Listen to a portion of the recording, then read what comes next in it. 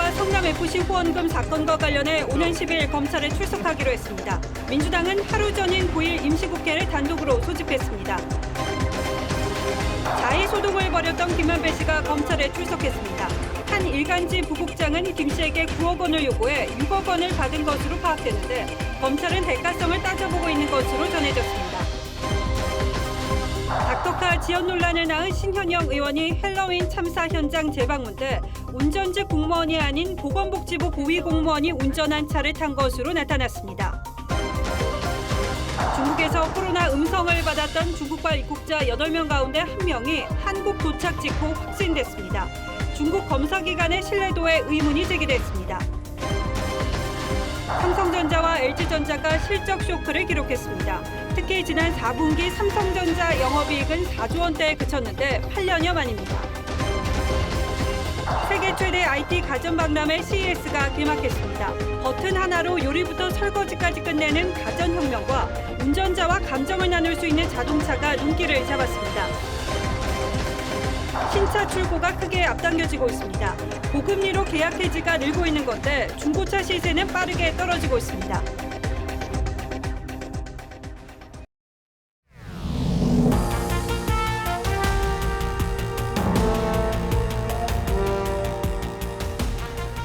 시청자 여러분 안녕하십니까? 뉴스9의 신동욱입니다.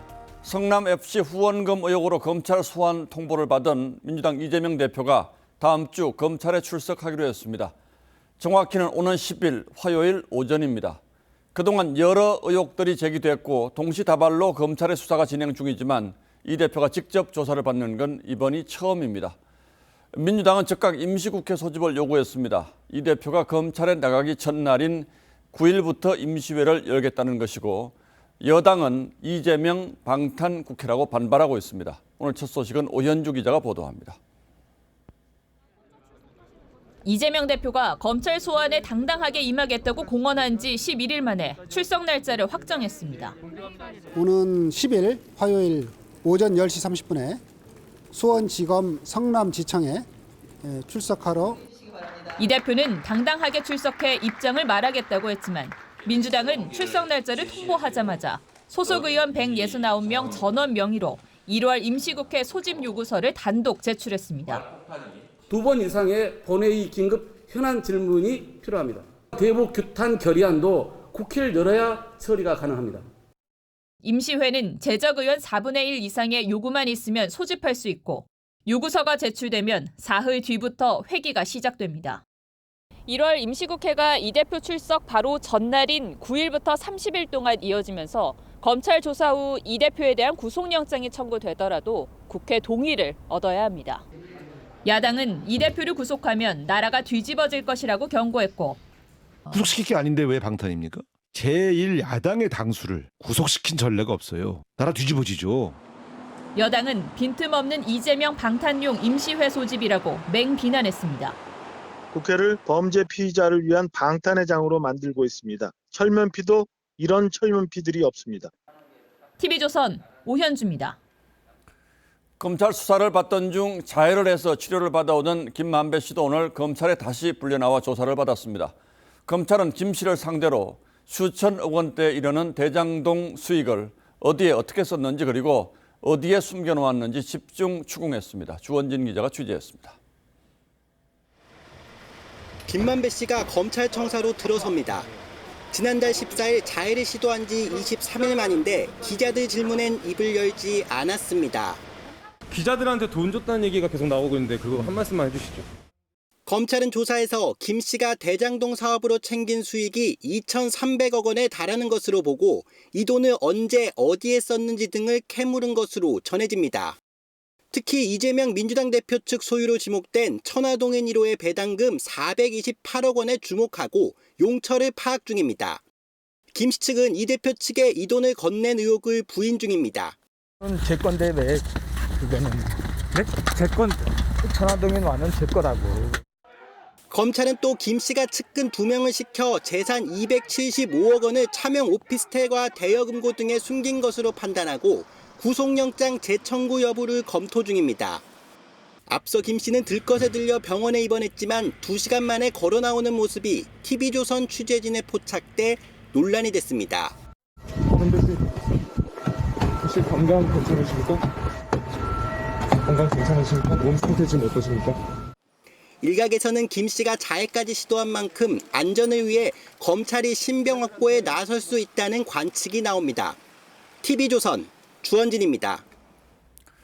파문은 언론계로도 번졌습니다. 검찰이 김만배 씨의 자금 흐름을 추적하던 중 중앙 일간지 간부급 기자 3명과 수억 원대의 금전 거래를 한 사실을 확인했습니다.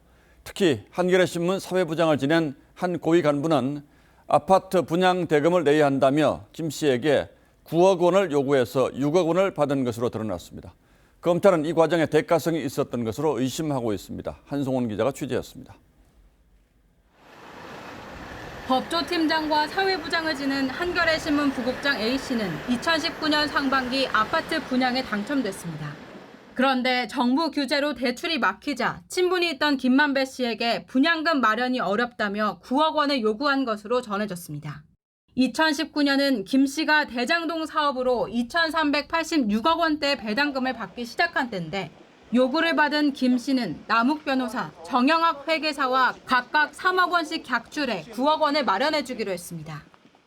검찰 계좌 추적 결과 A 씨에게 전달된 돈은 남욱, 정영학 몫인 수표 6억 원이었는데 검찰은 김 씨가 A 씨에게 나머지 3억 원을 현금으로 줬을 가능성을 열어두고 수사 중입니다. 검찰은 또 A씨가 편집국 부국장이었던 만큼 기자들의 대장동 사건 취재와 기사 작성 과정에 영향을 미쳤는지도 살펴보고 있습니다. 중앙일보 간부 B씨도 2019년 김씨로부터 9천만 원을 받았는데 검찰은 B씨가 대선 경선이 한창이던 재작년 10월 대장동 수사가 대선판을 흔드는 건 부적절하다는 취지의 칼럼을 쓴 점을 들어 대가성을 의심하고 있습니다. 또 한국일보 간부 C씨는 2020년 1억 원을, 채널A 법조팀 간부인 D씨도 2018년 11월 김씨로부터 고가의 명품 선물을 받은 것으로 전해졌습니다. 해당 기자들은 돈과 선물을 받은 이유에 대해 답변을 거부했고 한겨레신문은 공식 사과문, 한국일보 노동조합은 내부 공지를 통해 진상 파악에 들어갔다고 밝혔습니다. TV조선 한송원입니다. 예, 보신 것처럼 대장동 수사는 김만배 씨에 대한 조사가 재개되면서 다시 속도를 내고 있습니다. 수사 대상이 대장동 민간 사업자에서 투자자 그리고 언론인에게로까지 확대되면서 파문이 커지고 있습니다. 검찰 취재하는 권영석 기자에게 좀 더 자세히 물어보겠습니다. 자, 권 기자 어서 오십시오. 자, 좀 전에 화면에도 잠시 나왔습니다만 오늘 김만배 씨 검찰 출석하는 모습 직접 봤죠. 건강 상태가 어떻던가요? 네, 그렇습니다. 김만배 씨는 오늘 9시간에 걸쳐서 조사를 받은 뒤 저녁 7시쯤 귀가했습니다. 출석할 때 검찰청 로비에서 본 김만배 씨는 건강을 많이 회복한 모습이었습니다. 로비에서 승강기까지 빠른 걸음으로 걸어가기도 했고 기자들 질문을 웃어 넘기는 등 여유로운 모습도 보였습니다. 다만 목 부위에는 자해 당시 상처가 아직도 남아 있었습니다. 예, 검찰 조사가 이 자금 흐름을 쫓는 쪽으로 아주 속도를 내는 것 같은데 오늘은 무슨 조사를 받았다는 거죠? 네, 오늘 검찰 조사는 대장동 일당의 부패 방지법 위반 혐의에 초점을 맞춘 것으로 알려졌습니다. 검찰은 김만배 씨를 포함한 대장동 팀이 정진상과 김용 등 당시 이재명 성남시장 측으로부터 개발 정보를 미리 듣고 투자해서 4천억 원대 수익을 얻었다고 보고 있습니다. 예. 검찰은 김 씨가 이렇게 벌어들인 범죄 수익을 몰수하기 위해서 자금 흐름을 추적하는 동시에 김 씨를 상대로 돈을 로비 등에 썼는지 사용처도 추궁하는 것으로 알려졌습니다. 또 유동규 본부장과 남욱 변호사는 천화동인 1호의 지분 절반이 이재명 측 지분이라고 주장함에 따라서 김 씨를 상대로 사실 여부를 확인하는 데 집중한 것으로 전해졌습니다. 예, 결국 돈이 어디로 갔는지를 보면 사건의 실체도 드러나겠죠. 그런데 기자들은 왜 갑자기 등장했습니까? 네, 사실 김 씨와 일부 기자들 사이의 돈 거래 얘기는 지난해부터 정영학 녹취록 그리고 대장동 일당의 검찰 조사 당시에 이미 나왔던 내용입니다. 그런데 이 논란이 최근에 다시 불거진 건 검찰이 김만배 씨 자금을 추적하는 과정에서 기자들에게 돈이 흘러간 구체적인 정황을 포착했기 때문입니다. 또 김 씨가 남욱 변호사 등에게 기자를 관리한 덕분에 대장동 기사가 덜 나왔다는 식으로 말한 것으로도 알려지면서 기자들이 돈을 받고 기사를 쓰지 않은 건지 등 대가성 여부도 확인할 것으로 보입니다. 자, 언론인도 이제 이 부분에 큰 고리의 하나로 이제 포함이 돼 있을 수 있겠죠. 그리고 어제 이제 저희가 단독 보도했습니다만 대장동에 400억 원을 있다는 투자사의 대표가 검찰에 소환돼서 조사를 받았다고 하는데 네. 이분은 대장동 팀이라고 할 수는 없고 대장동 사업에 그냥 투자를 한 것 같은데 이건 어떤 의미로 봐야 됩니까? 네, 일단 어제 보도를 간략하게 요약해드리면 키넨파트너스라는 투자 자문사가 대장동 팀으로부터 서판교 터널이 개통된다 이런 미공개 정보를 듣고 나서 400억을 투자했더니 2배 가까운 수익을 거뒀다는 내용입니다. 예. 그동안 대장동 민간 사업자에 국한됐던 검찰 수사가 이제는 투자자로까지 확대되는 모양새입니다. 검찰은 이를 통해 범죄 수익을 환수하는 동시에 김만배 씨의 자금을 전방위적으로 추적하는 모습을 보여주면서 김 씨를 압박해서 입을 열도록 하는 것이라는 분석도 나옵니다. 여기에다 성남시가 도시개발 정보를 유출시켜 민간이 막대한 이익을 얻도록 도와준 게 드러나면 검찰은 이 대표의 배임 혐의를 입증할 근거 중에 하나가 될 수 있다고 보고 주목하고 있는 것으로 전해졌습니다. 이재명 대표는 오는 10일 이제 성남지청에 출석을 하게 될 텐데 공개 출석입니까? 네, 이재명 대표 측에서는 당당하게 출석해서 입장을 말하겠다고 밝혔는데 공개 출석해서 포토라인에 설 것으로 보입니다. 당일에는 이 대표 측 지지자와 반대하는 목소리가 현장에서 혼재되면서 상당히 소동이 벌어질 가능성도 있겠습니다.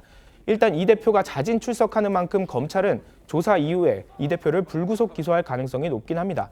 하지만 혐의가 중대하고 수사팀도 혐의 입증에 상당한 자신감을 갖고 있는 것으로 알려지면서 구속영장을 청구하고 국회로 공을 넘길 가능성도 배제할 수는 없습니다. 알겠습니다. 국회로 공이 넘어가면 이제 정치권의 논란이 될 테고 불구속 기소를 하게 되면 또 그건 그 나름대로 대장동 수사의 큰 분수령이 될 가능성이 높겠군요. 예, 권영석 기자 계속 수고해 주십시오.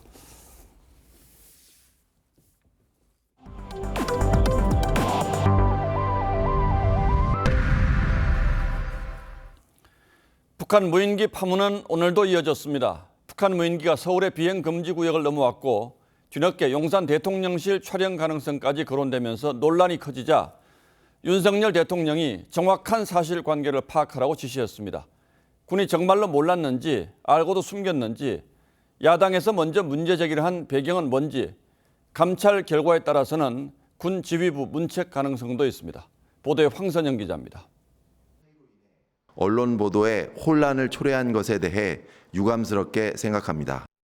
윤석열 대통령의 검열 지시는 지난달 26일 우리 영공을 침범한 북한 무인기가 서울 중심의 비행금지 구역 일부를 통과했다는 군의 번복된 발표 뒤에 나왔습니다.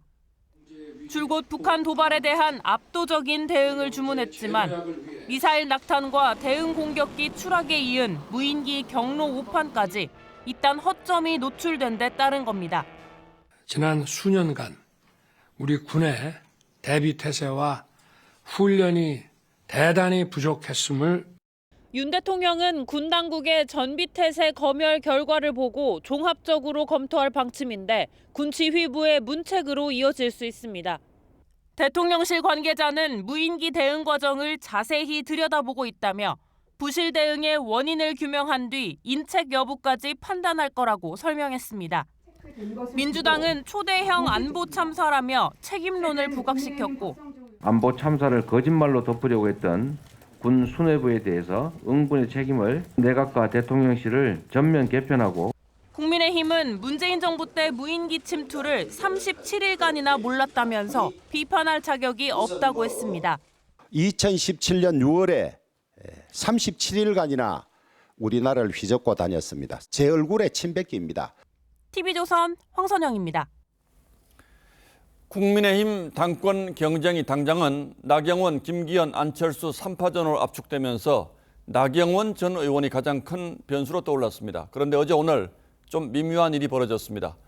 저출산위원회 부위원장인 나 전 의원이 어제 출산 관련 대책을 발표했는데 오늘 대통령실이 직접 나서서 전혀 검토하지도 논의하지도 않은 방안이라고 공식 부인했습니다.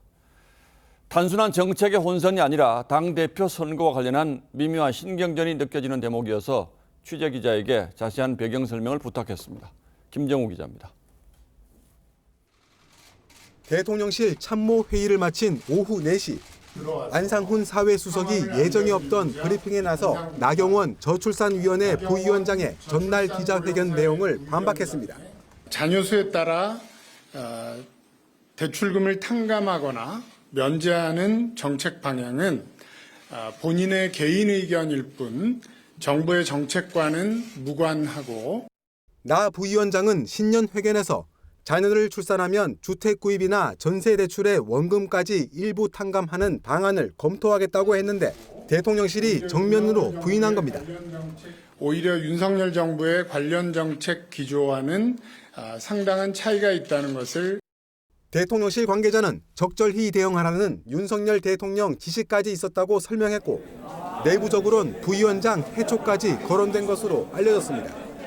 여권 관계자는 한덕수 총리가 강하게 반대했고 기재부도 예산 여건상 받아들일 수 없는 방안이라고 전달했다며 저출산위원장이 대통령인데 나 부위원장의 일방적 발표로 정책적 혼선을 준 데 대해 윤 대통령이 큰 문제의식을 보였다고 전했습니다.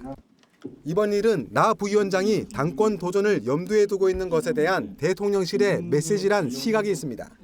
나 부위원장이 전당대회 출마 쪽으로 기울고 있다고 했는데 최근의 전당대회 모습을 보면서 이 관전만 하는 것이 맞느냐에 대한 고민이 깊어졌고요. 조금 마음을 굳혀가고 있는 중이다.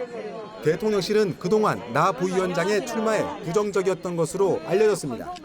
나 부위원장이 출마를 최종 결심할 경우 이런 충돌 기류는 더 강해질 전망입니다. TV조선 김종호입니다.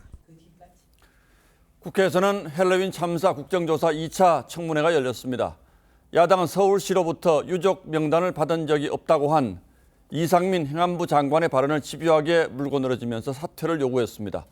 구속 중에 출석한 박희영 용산구청장은 차전 책임 회피성 증언으로 여야 모두의 비판을 받았습니다. 이광희 기자가 보도합니다. 증인으로 출석한 이상민 행안부 장관이 유족 앞에서 처음으로 고개를 숙였습니다. 유족분들에게 정부를 대표해서 또 개인적인 자격을 포함해서 진심으로 사과의 말씀을 드립니다. 하지만 야당 의원들의 사퇴 요구에는 선을 그었습니다. 제게 주어진 위치에서 최선을 다하겠다는 그런 말씀으로 가릅니다. 야당은 지난달 기관 보고에서 서울시가 유가족 명단을 주지 않았다고 했던 이 장관의 발언을 위증이라고 공격했습니다. 행안부가 모를 수가 없잖아요. 행안부를 경유해서 다른 지방자치단체로 내려간 거잖아요. 그 자료가. 이 장관은 서울시가 준 자료를 사망자 파일로 알았다고 해명했습니다. 참사와 관련해 업무상 과실치사상 혐의로 구속된 박희영 용산구청장은 사퇴할 뜻이 없다고 재차 밝혔습니다. 판단할 단계는 아닙니다. 책임질 부분이 있다면 사법부의 판단에 따라서 책임을 지겠습니다. 여야는 박 구청장의 연이은 책임 회피성 발언에 비판을 쏟아냈는데 참사 직후 비상대책회의를 열었다는 허위 보도자료를 낸 건 실무진의 실수라고 했다가 질책을 받았습니다. 허위 자료를 보도자료로 배포하고 그게 실수라고요?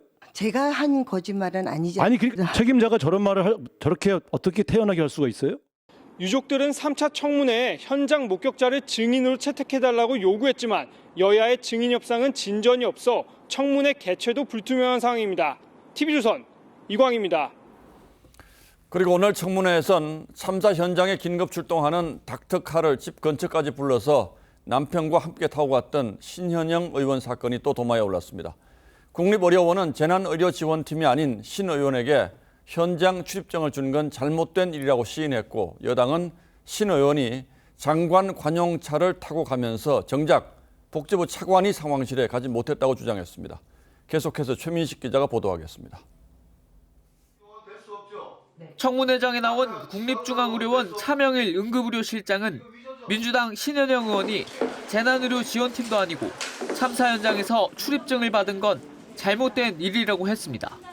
신현영 의원 D맨 요원 될 수 없죠? 네. 위조죠? 그러고 다녔으면은. 차 실장은 참사 직후에 신 의원의 요구로 명지병원 비상연락망을 건넸다고 했고 조규용 복지부 장관은 있을 수 없는 일이라고 했습니다. 부적절한 행위고요. 그다음에 그거와 관련되었고 어떻게 그런 게 있었는지. 신 의원이 15분 정도 참사 현장에 있다가 장관차를 타고 국립중앙의료원으로 가는 바람에 정작 상황실을 지켜야 할 복지부 차관이 택시를 잡느라 이태원에 발이 묶였던 부분도 새로 확인됐습니다. 차관이 하셨으면은 뭐 더 좋았을 거라고 근데 생각하는데 그런데 차관은 지금 자리에 없었던 그런 상황이 좀 돼버렸다는 말씀이시죠? 여당은 또 신 의원이 의료원에서 참사 현장으로 다시 돌아올 때 복지부 1급 공무원이 운전을 한 부분을 두고 복지부 실장이 신 의원 운전기사냐고 따져 묻기도 했습니다. 본인 일하는 것이 운전직이냐고 물어봤습니다. 운전직이에요? 운전직은 아닌데 차관 복귀시키기 위해서 그렇게 그 차량을 이동을 시켰었습니다. TV조선 최민식입니다. 중국발 입국자가 한국에 오기 위해서는 출국 전에 음성 확인서를 내야 하죠. 분명 중국에서는 음성이었는데 한국 도착 직후에 한 PCR 검사에서는 8명 가운데 1명이 확진이었습니다. 중국 검사 기관의 신뢰도에 의문이 제기되는데요. 중국이 어떤 검사법을 사용하고 있는지 박재훈 기자가 살펴봤습니다. 중국에서 도착한 입국자들이 인천공항 입국 심사대 앞에 길게 줄 서 있습니다. 방역당국은 어제부터 출국 최소 48시간 전 코로나 음성 확인서를 받고 있습니다. 하지만 어제 중국발 단기 체류자 278명 중 35명은 공항 도착 직후 PCR 검사 결과 양성으로 확인됐습니다. 8명 중 1명꼴입니다. 이 같은 불일치에 대해 방역당국은 중국의 검사 시스템 문제로 보고 있습니다. 검사 기관의 신뢰도 또는 검사자의 숙련도와 관련된 부분입니다. 한 방역당국 관계자는 중국은 미국이 만든 유전자 증폭 검사, 즉 PCR 장비를 사용하지 않고 자체적으로 만든 장비를 사용한다며 우리가 보기엔 엉성하다고 했습니다. PCR은 열 조절을 통해 DNA를 분리, 합성하는 검사법인데 중국산 장비는 정밀성에서 신뢰하기 힘들다는 겁니다. 중국 자체적으로 개발한 장비와 시약을 써서 PCR 검사를 하고 있는데 그 검사들의 어떤 표준화라든가 이런 것들에서 저희가 지금 전혀 정보가 없습니다.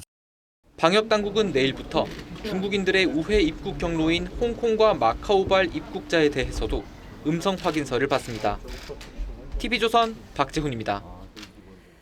중국은 자국에서 만든 백신만 접종하고 있습니다. 문제는 중국산 백신이 미국이나 영국에서 만든 백신에 비해서 면역 효과가 떨어진다는 겁니다. 심지어 북한도 중국산 백신은 거부했었죠. 최근 중국발 재유행 우려가 커지자 미국 등이 중국에 무료 백신 지원을 제안했지만 중국은 마이웨이를 고집하고 있습니다. 이태희 기자가 보도합니다. 중국 베이징의 한 병원이 코로나 환자들로 북적입니다. 중국 정부는 백신 접종률이 90%를 넘는다고 밝혔지만 확진자는 폭증하고 있습니다. 중국이 자국산 백신만 고집하다 자초한 결과입니다. 중국산 시노팜 시노백은 병원체를 죽인 사체를 이용하는 사백신이라 미국 영국 제약사가 만든 mRNA 백신에 비해 효과가 떨어집니다. 실제 세계보건기구가 분석한 중국산 백신의 감염 예방률은 50%로 서구 백신의 95%에 크게 못 미칩니다. 아주 고전적인 백신이죠. 항체가가 낮다 보니까 지속성도 일찍 예방 효과가 떨어지고.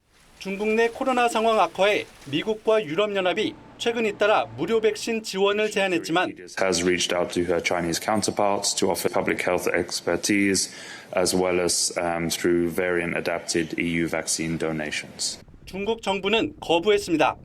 当前中国的疫情形势是可控的。 没有发现新变种或显著突变。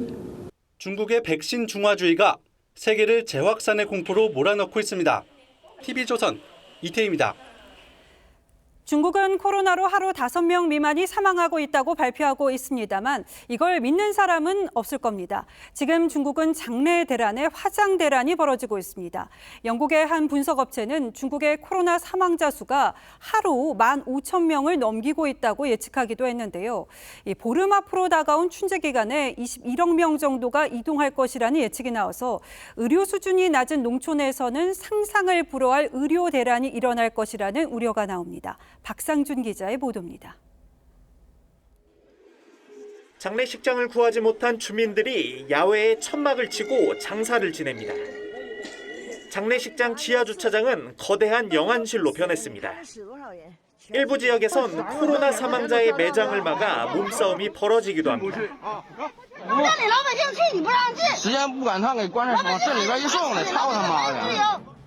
중국 정부의 어제 하루 사망자 집계는 5명.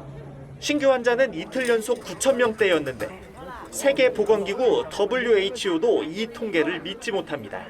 We believe that the current numbers being published from China underrepresent the true impact of the disease in terms of hospital admissions, in terms of ICU admissions, and particularly in terms of deaths. 영국의 한 분석업체는 하루 신규 환자가 240만 명을 넘어섰고 사망자도 15,000명에 달할 것으로 추정했습니다. 문제는 보름 앞으로 다가온 중국의 최대 명절인 춘제입니다.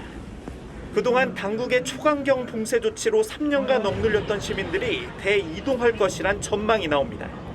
初步分析研判，春运期间客流总量约为20.95亿人次。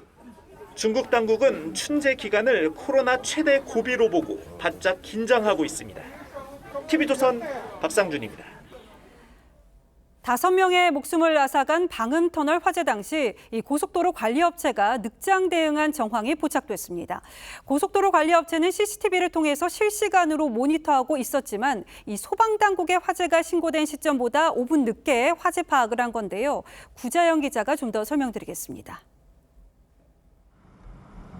터널 지붕에서 시뻘건 불덩어리가 쏟아져 내리고 자동차들이 검은 연기에 휩싸였습니다. 사망자 5명이 나온 안양 방향 진입 차단 시설 전광판에는 속도를 줄이라는 안내문이 나옵니다. 소방당국의 방음터널 화재 신고가 접수된 건 지난달 29일 낮 1시 49분. 고속도로 관리업체 상황실은 5분 늦은 낮 1시 54분에 화재 상황을 파악했습니다. 당시 고속도로 관리업체 상황실에서는 CCTV를 통해 도로 상황을 실시간 모니터하고 있었습니다. 취재진이 여러 차례 화재 인지 시점이 차이가 나는 이유를 묻기 위해 업체 측과 접촉했지만 연락이 닿지 않았습니다. 경찰은 어제 고속도로 관리업체에 대해 5시간 동안 압수수색을 벌이고 방제시설 작동 기록과 매뉴얼 등을 확보했습니다. 경찰은 화재 신고가 접수된 지 5분이 지나서야 관리업체가 사고를 처음 확인하게 된 경위를 조사하고 있습니다. 또 화재 당시 터널 진입 차단 시설에서 차량 진입 금지라는 안내문 대신 속도를 줄이라는 문구가 나온 이유에 대해서도 들여다보고 있습니다. 경찰은 다음 주쯤 추가 현장 감식 여부 등을 검토할 계획이어서 화재가 발생한 방음터널은 당분간 계속 통제될 전망입니다. TV조선 구자영입니다. 오늘은 24절기 가운데 가장 춥다는 소환입니다. 오후 내내 기온은 영상권이어서 소환 추위는 없었지만 온종일 초미세먼지가 짙게 끼어서 공기질이 나빴습니다. 부산과 울산에서는 올해 첫 비상저감 조치가 시행되기도 했는데요. 내일은 강원 영동을 제외한 전국으로 확대됩니다. 강남역에 나가 있는 취재기자 연결합니다. 자, 김창섭 기자, 지금 날씨 어떻습니까? 네, 8시쯤부터 내리기 시작한 눈은 한때 눈발이 거세졌다가 지금은 잠시 소강 상태를 보이고 있습니다. 퇴근길 시민들은 우산과 모자로 눈을 피하면서 귀가를 서두르는 모습입니다. 서울 낮 최고 기온은 영상 6도, 철원도 영상 3도를 기록하는 등 전국이 소환치고는 춥지 않은 날씨를 보였습니다. 하지만 대기의 질은 좋지 않았습니다. 어제부터 심해진 미세먼지가 오늘 더 악화되면서 전국 대부분 지역에 초미세먼지가 나쁨을 기록해 하루 종일 하늘이 흐렸습니다. 평소보다는 뿌연 느낌이 나네요. 저쪽에 북한산 보니까 확실히 뿌연게 느껴져요. 내일도 중국 북부와 고비 사막의 황사가 국내로 날아와 수도권과 충청권, 호남권 등 대부분 지역이 초미세먼지는 매우 나쁨을 기록하겠습니다. 이에 따라 정부는 전국 17개 시도에 오전 6시부터 미세먼지 비상 저감 조치를 시행합니다. 폐기물 소각장과 건설 현장 등 미세먼지 다량 배출 사업장은 조업 시간 등을 조정합니다. 오늘 밤 전국 대부분 지역에 눈이 예보됐는데 강원 내륙 등은 10cm 이상, 서울 동부와 경기 북서부 등은 1에서 5cm 정도가 예상됩니다. 눈은 내일 오전 중 대부분 그치겠고 아침 기온은 서울 0도, 인천 영상 1도 등 오늘과 비슷하겠습니다. 강남역에서 TV조선 김창섭입니다. 최근 연이어 벌어진 빌라왕 사건을 들여다보면은 이 신축 빌라를 이용해서 사기를 벌인 경우가 많았습니다. 정확한 시세 파악이 어렵다는 점을 악용한 건데 이달 말부터는 이런 수법이 통하지 않을 것으로 보입니다. 정부가 내놓은 대책을 백대우 기자가 설명드리겠습니다. 재작년 완공된 서울 강서구의 한 빌라입니다. 김모 씨는 당시 보증금 2억 7,900만 원을 내고 이곳에 입주했습니다. 인근 빌라 시세보다 5천만 원가량 비쌉니다.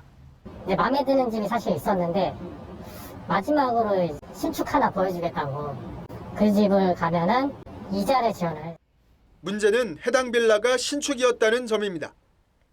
신축 빌라는 시세 산정이 어려워 감정평가액을 근거로 보증이 진행되는데 이 점을 악용해 집주인과 감정평가사가 짜고 평가액을 부풀렸던 겁니다. 박모 씨도 비슷한 수법에 당했습니다. 적정 가격보다 높은 가격으로 빌라를 매매하였고 최근 매매 가격을 통해 보증보험을 가입하게 하는 수법. 이 같은 피해를 막기 위해 정부가 관련 규정을 손보기로 했습니다. 기존엔 집주인 등이 전세보증보험 가입을 위한 감정평가 법인 등을 지정할 수 있었는데 오는 31일부터는 별도로 지정된 법인 40곳에만 의뢰해야 합니다. 깡통 전세 대부분은 보증금 부풀리기와 연결돼 있는데요. 대형 법인이 상대적으로 주변에 휘둘릴 가능성이 적고 평가액도 안정적으로. 국토교통부는 정책이 구체화되는 대로 전세 사기 근절 추가 대책을 내놓을 계획입니다. TV조선 백대우입니다. 주문한 새 차를 예상보다 상당히 일찍 받게 됐다는 얘기 주변에서 들어보셨을 겁니다. 반도체 수급난이 완화되면서 출고 대기 기간이 줄어든 덕분이기도 한데 급격히 오른 할부 금리를 감당하지 못해서 신차 계약을 해지한 사람도 크게 늘었다고 합니다. 장혁수 기자가 보도합니다. 최근 온라인 커뮤니티에는 신차 출고 대기 기간이 줄었다는 글이 잇따르고 있습니다. 예상보다 빨리 신차를 받게 됐다는 건데요. 딜러로부터 연락 받았는데 작년에 비해서 한 2, 3개월 정도 좀 긴 것 같더라고요, 출고 기간이. 할부 금리가 급등해 계약을 취소하는 사례가 늘어난 원인이 큽니다. 지난해 1월 연 2.9%였던 할부 금리는 현재 10%대로 치솟았습니다. 실제 아반떼, 스포티지의 출고 기간은 지난해에 비해 3개월 줄었고 10개월을 기다려야 했던 소렌토는 5개월 일찍 받을 수 있게 됐습니다. 중고차 매매 시장도 크게 달라졌습니다. 수백여 대의 중고차가 줄지어 늘어서 있지만 구매 상담은 찾아볼 수 없습니다. 계약을 하려고 했던 분들도 중고차 계약 해지가 지금 빈번하게 일어나고 있습니다. 신용이 좋은 분들도 10%대 초반 정도가 나오고 있습니다. 1월은 구매 수요가 늘며 시세가 오르는 시기인데 18%까지 오른 금리로 구매 문의가 줄었고 업체들은 가격을 더 낮추고 있습니다. 고금리 여파는 올 하반기까지 지속될 전망입니다. 이제 고금리가 되면서 긴축 정책이 되다 보니까 이러한 부분들은 올해 상반기는 물론이고 아마 후반기까지도 갈 가능성이 있어서 고금리가 자동차 시장까지 바꿔놓고 있습니다. TV조선 장혁수입니다. 세계 최대 IT 가전 박람회 CES가 개막했습니다. 코로나 이전 명성을 되찾은 모습이었는데요. 한국은 미국에 이어서 두 번째로 많은 기업이 CES에 참가해서 K-테크의 위상을 높였습니다. 특히 신기술이 우리 일상을 얼마나 윤택하게 바꿀지 보여줬는데요. 이 삼성전자와 LG전자 TV 전시장에는 대기줄이 늘어설 정도였다고 합니다. 미국 라스베이거스에서 박상현 기자가 전합니다. 냉장고 스크린에서 파스타 조리법을 선택하자 물의 양과 오븐 온도가 알아서 설정됩니다. 노래 리듬에 맞춰 방 안에 설치된 조명들이 깜빡거리며 신나는 분위기를 만듭니다. 삼성전자가 공개한 초연결 기술의 미래입니다. We also have talented teams who are researchers and engineers around the world, hard at work on creating the connected experiences of today and tomorrow. 260개의 휘어지는 OLED 패널을 이어붙인 올레드 지평선. LG전자는 최첨단 TV를 앞세웠습니다. 세계 최대인 97인치형 OLED TV까지 공개하며 자신감을 보인 겁니다. But it changed our viewing experiences for good. And today, we are celebrating the 10th anniversary of LG OLED TV. 첨단 기술의 친환경을 접목하는 ESG도 CES의 대세. SK가 공개한 최첨단 배터리와 UAM에는 탄소 배출을 줄이는 신기술이 적용됐습니다. HD현대도 친환경 연료를 사용해 탄소를 줄이는 선박 추진 기술을 선보였습니다. All the innovation that's here, the intersection between mechanical and all the digital, the mechatronics that's going on is very exciting. 코로나로 CES를 떠났던 스타 기업들도 다시 돌아왔습니다. 구글, 아마존, 마이크로소프트 등 빅테크 기업들은 미래차 기술을 전면에 내세웠고 니콘 TCL도 기존 산업 대신 로봇과 스마트 안경 등 미래 먹거리를 선보였습니다. 오늘 개막을 시작으로 CES 2023이 나흘간의 신기술 전쟁을 본격화했습니다. 미국 라스베이거스에서 TV조선 박상현입니다. 해외 유수 기업들의 신기술도 관람객 발길을 붙잡았습니다. 진부한 표현이긴 합니다만 영화에서나 보던 장면이 정말 현실에서 재현되기도 했습니다. 덕분에 영화 터미네이터의 주인공 아놀드 슈워제네거가 CES에 깜짝 등장하기도 했다는데요. 장윤정 기자가 전하겠습니다. 한 여성이 중국어로 인사를 건네자 안경을 쓴 남성이 영어로 화답합니다. Nice to meet you. Thank you. Which are amazing because it translates real time with you. 안경알 안쪽에 나오는 번역문을 보고 서로 다른 언어로도 소통할 수 있는 중국 가전업체의 스마트 안경입니다. 해외 기업들의 이색 신기술에 관람객들의 눈도 덩달아 즐거워졌습니다. I'm really excited. I'm so happy to be here again. We are looking a lot of new things. AI 카메라로 잠자는 아기의 미세한 움직임과 호흡을 분석해 알려주는 칠렉스케어의 보육 어플리케이션과 소독과 배달, 경비 기능이 있는 일본 아이올러스 로보틱스사의 팔이 긴 휴머노이드 로봇도 공개됐습니다. BMW는 미래형 자동차 비전 D를 선보였는데 운전자와 대화가 가능하고 전조등과 그릴을 변화시켜 표정도 짓는 인간 같은 자동차가 공개됐습니다. 이 자동차를 본 미국 유명 배우 아놀드 슈워제네거의 깜짝 찬조 연설도 관심을 모았습니다. When BMW told me about their new vision for AID, I loved it. I thought it was such a nice, new, creative idea. It reminds me a little bit of the character that they played in Terminator 2. 이번 CES에는 전 세계 3천여 개 기업이 참석해 우리의 일상을 더 편리하게 바꿔줄 혁신적인 기술을 선보이고 있습니다. TV조선 장윤정입니다. 걱정이 현실로 닥쳐왔습니다. 국내 대표 기업들이 지난 4분기에 충격적인 영업 실적을 낸 것으로 나타났습니다. 삼성전자의 영업이익은 1년 전보다 70% 가까이 줄었고 LG전자는 무려 90% 이상 감소했습니다. 일시적 현상이라면 다행이겠는데 올해는 또 어떨지 대기업의 생명줄을 메고 있는 중소기업들에게는 어떤 영향을 미칠지 걱정이 적지 않습니다. 유혜림 기자가 보도합니다. 우리나라 양대 전자기업의 4분기 실적이 곤두박질 쳤습니다. 삼성전자는 1년 전보다 69% 줄어 분기이익이 8년 만에 5조 원 밑으로 떨어졌습니다. LG전자도 91% 줄어든 655억 원을 기록해 4년 만에 1,000억 원 아래로 내려갔습니다. 세계적인 불황으로 전자제품 소비가 크게 줄어들며 수익성이 뚝 떨어진 겁니다. 소비 중에서도 가격이 높은 내구재 쪽, 쉽게 말씀드리면 가전, IT 기계 이런 쪽의 수요가 급격하게 위축이 된 걸로. 전자제품이 팔리지 않으면서 반도체 산업도 휘청이고 있습니다. 수요 부진에 디램 가격이 지난해 10월 22% 폭락한 데 이어 올해 1분기에도 최소 15% 이상 추가 하락할 것으로 전망됩니다. 업계에서는 SK 하이닉스가 이미 4분기에 적자로 돌아선 것으로 내다보고 있습니다. 삼성전자 반도체 분야도 올 상반기에 적자에 빠질 수 있다는 우려가 나옵니다. 기업들의 수익성도 현저하게 약화되고 있는 상황입니다. 대기업, 중소기업 가릴 것 없이 상당히 어려운 상황이라고 하겠습니다.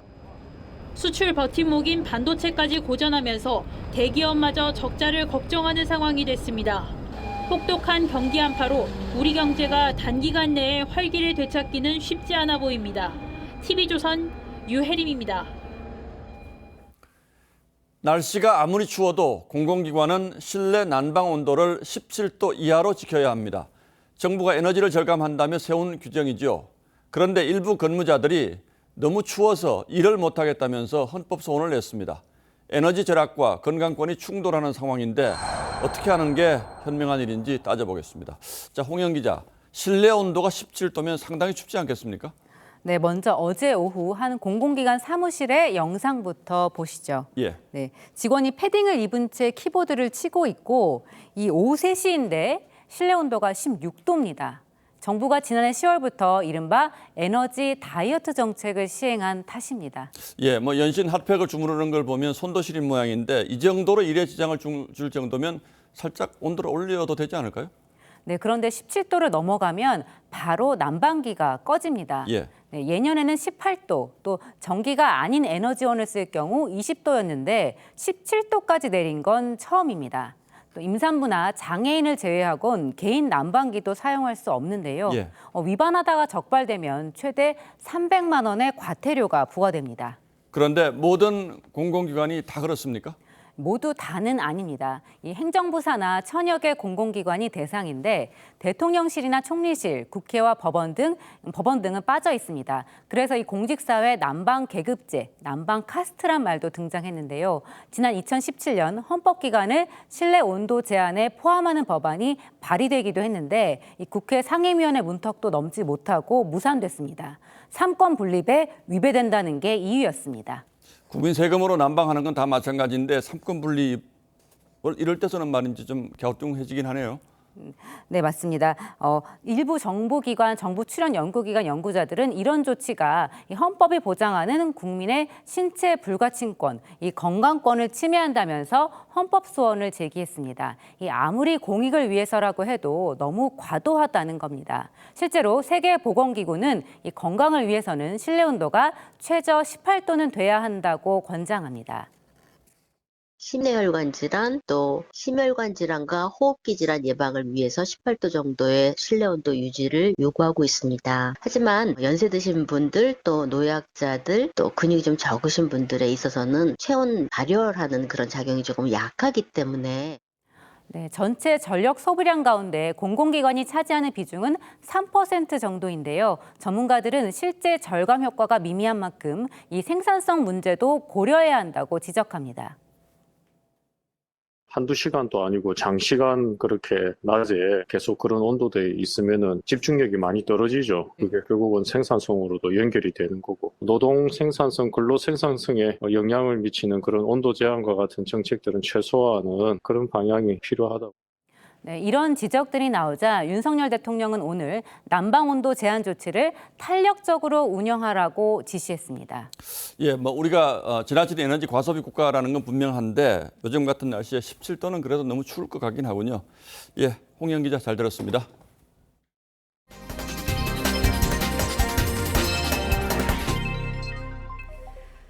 푸틴 러시아 대통령이 현지 시간 6일 정오부터 36시간 동안 휴전 명령을 내렸습니다. 전쟁 발발 이후 처음인데 러시아 정교회의 크리스마스 연휴 기념이 명분입니다. 하지만 우크라이나와 서방에서는 숨 돌릴 시간을 벌기 위한 위장술로 보고 있는데요. 조금 전 키이우에는 또다시 공습 경보가 울렸습니다. 지원희 기자입니다. 푸틴 러시아 대통령이 군의 공격을 멈추라고 명령했습니다. 러시아 정교회의 성탄 기간인 6일 정오부터 7일 자정까지 36시간 동안입니다. 앞서 러시아 정교회 측은 이 시기에 휴전하고 성탄을 기념하게 해달라고 요청했습니다. 전쟁 발발 이후 첫 휴전 선포에 우크라이나는 즉각 거부 입장을 밝혔습니다. использовать Рождество как прикрытие, чтобы хоть ненадолго остановить продвижение наших парней на Донбассе и подогнать ближе к нашим позициям технику, боеприпасы и мобилизованных. 유엔은 환영 입장을 밝혔지만 바이든 미국 대통령도 한숨 돌릴 산소를 찾는 것 같다며 싸늘한 반응입니다. I found it interesting. He was ready to bomb hospitals and nurseries and churches on the 25th and New Year's. 휴전 명령에도 돈바스 지역의 친러 반군 세력은 대응 공격을 하겠다는 방침입니다. 미국과 독일 등 서방은 우크라이나에 장갑차 지원도 약속했습니다. 전쟁에서 고전 중인 러시아군이 휴전을 빌미로 전열을 가다듬으려 한다는 분석이 다수인 가운데 러시아가 우크라이나의 휴전 거부를 공격을 계속할 명분으로 삼을 거란 관측도 나오고 있습니다. TV조선 최원입니다. 곰돌이푸와 미키마우스 등 유명 캐릭터들의 저작권이 조금씩 풀리고 있습니다. 이 사랑스러운 곰돌이푸가 악마가 되고 피터팬이 소름 돋는 캐릭터로 바뀔 수도 있는 건데요. 실제 이런 영화들이 준비 중이어서 캐릭터 왜곡 등 논란을 낳을 것으로 보입니다. 이루라 기자가 보도합니다. 디즈니의 사랑스러운 캐릭터 곰돌이 푸가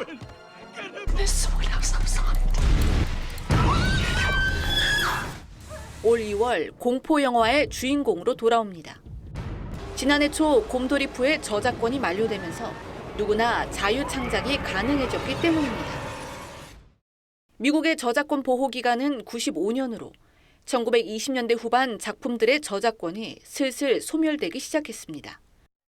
특히 올해엔 유명 작가 해밍웨이, 버지니아 울프의 일부 작품은 물론 명탐정 셜록 홈스와 디즈니의 미키 마우스 등이 포함되면서 추억 속 캐릭터들에 대한 악용 우려도 나오고 있습니다.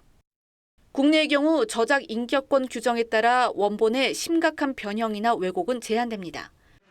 하지만 미국은 왜곡도 창작의 자유를 인정해 저작권법 위배로 보지 않습니다. 인격권이 아주 제한된 범위에서 인정하고 있는데 애니메이션 캐릭터 같은 경우는 인격권의 대상은 아니라고 보죠. 공공이익을 위해서 봉사해야 된다는 그 기준이 우리보다 좀 높았어. 다만 저작권이 풀렸다고 방심해선 안 됩니다.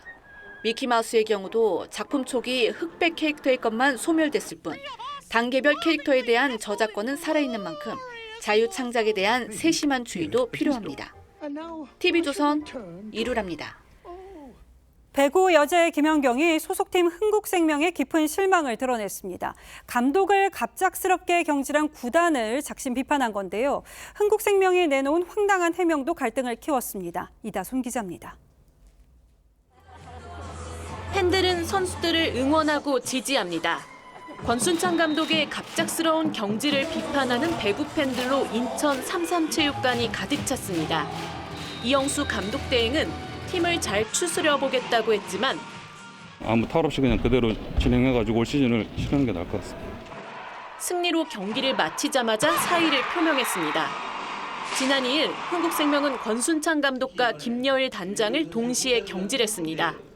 리그 2위로 우승을 노리던 감독의 갑작스러운 경질에 선수들은 보이콧을 고려할 만큼 충격을 받았습니다. 여기 계신 분들이나 모든 분들이 생각하실 때도 충분히 납득이 안 되는 부분들이 있었던 것 같고요. 흥국생명의 뒤늦은 해명은 불난집에 기름을 부었습니다. 흥국생명은 감독과 단장의 갈등이 심해 임형준 구단주가 동반 사퇴를 시켰다면서 단장이 팬들이 원하는 로테이션을 경기에 반영하려다 감독과 의견이 맞지 않았던 것 같다는 황당한 해명을 했습니다. 김연경과 김혜란 등 베테랑 선수들은 실제로 구단이 원하는 대로 했다가 경기에 진 적이 있었다고까지 토로했습니다. 막장 운영으로 파장이 커지는 가운데 흥국생명은 오늘 김기중 전 수석 코치를 신인 감독으로 선임했습니다. TV조선 이다솜입니다.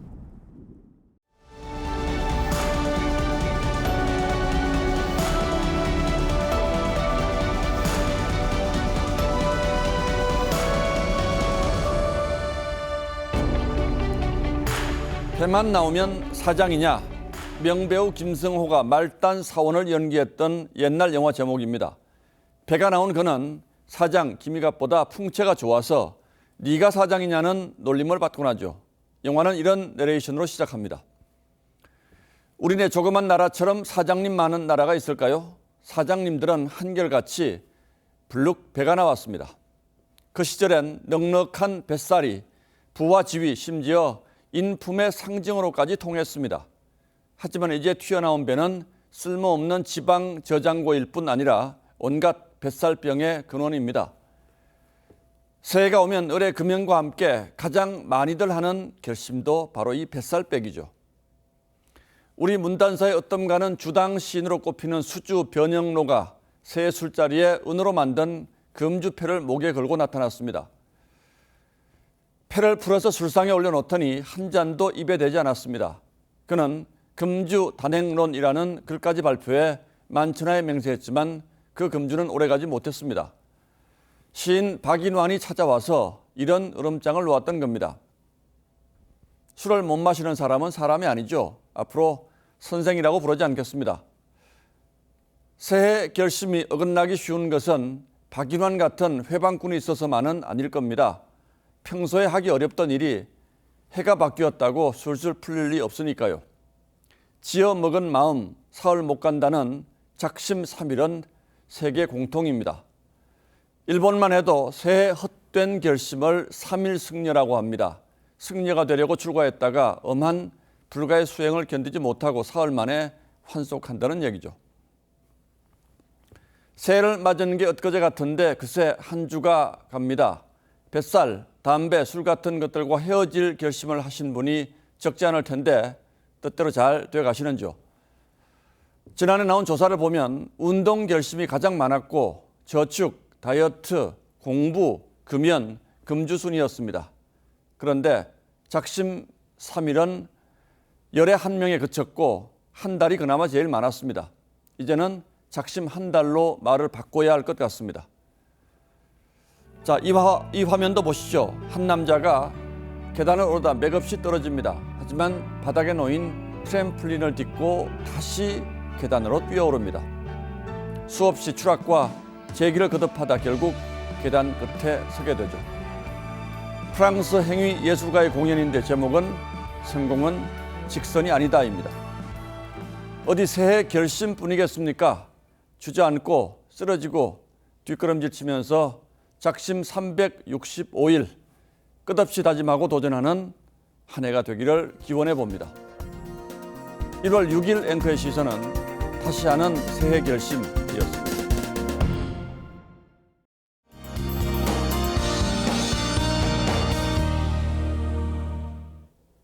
이번 주말에는 눈과 비, 황사에 강풍까지 예보돼 있습니다. 먼저 서쪽에서부터 강수구름이 유입되고 있는데요. 눈과 비는 점차 전국으로 확대되겠고요. 내일 오전까지 이어지겠습니다. 밤사이 기온이 0도 안팎으로 비가 내릴지 눈이 내릴지 확답 드리기가 애매한데요.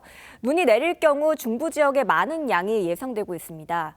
강원 내륙 지역이 10cm 이상, 중부 내륙과 경북 북부 지역에 최고 8cm가 쌓이겠습니다. 공기도 좋지 않겠습니다. 오늘도 미세먼지가 상당했는데요. 주말에는 황사까지 더해지면서 매우 나쁨 단계까지 치솟겠습니다. 서해안과 제주에서는 바람이 강하게 불겠고요. 바다에서는 높은 물결을 주의하셔야겠습니다. 이번 주말을 포함해 다음 주까지 큰 추위는 없겠습니다. 날씨였습니다. 예, 1월 6일 금요일 뉴스9은 여기서 모두 마치겠습니다. 시청해주신 여러분 고맙습니다.